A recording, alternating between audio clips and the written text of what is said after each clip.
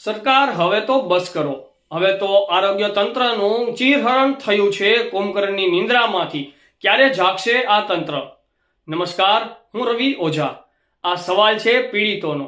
ખ્યાતિકાંડથી સામાન્ય માણસનો વિશ્વાસ તબીબી જગત પરથી ડગમગી ગયો છે, છતાં મૃતદેહનો ધંધો કરનારને સજા ક્યારે મળશે? ખ્યાતિ હોસ્પિટલ કાંડની માનવ સર્જિત ઘટનાએ સમાજને ભયના હોથાર હેઠળ મૂક્યો, છતાં સરકાર વર્ષો જૂની કેસેટ વગાડવામાં મસ્ત.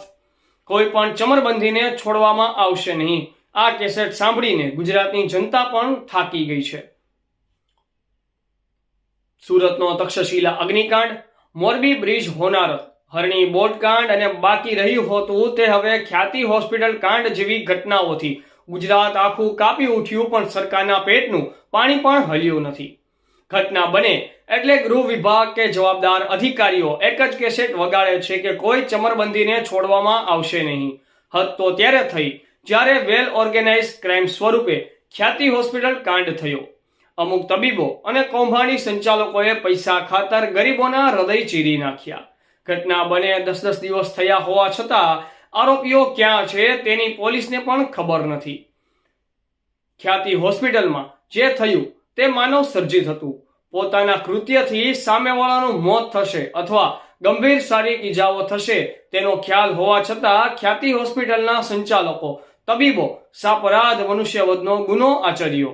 આ ઘટનાના પ્રથમ દિવસથી કડક પગલાં લેવાને બદલે સરકાર એક જ વાત કરી રહી છે કે આજે અગાઉ અનેક ઘટના વખતે કરી ચૂકી છે.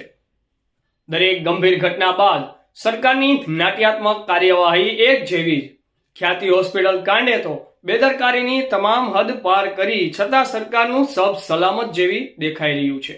આરોપી ડોક્ટર પ્રશાંતે તેના 24 લાખ પરત મેળવવા ખ્યાતિ હોસ્પિટલમાં જોડાઈ 20 સર્જરી કરી નાખી.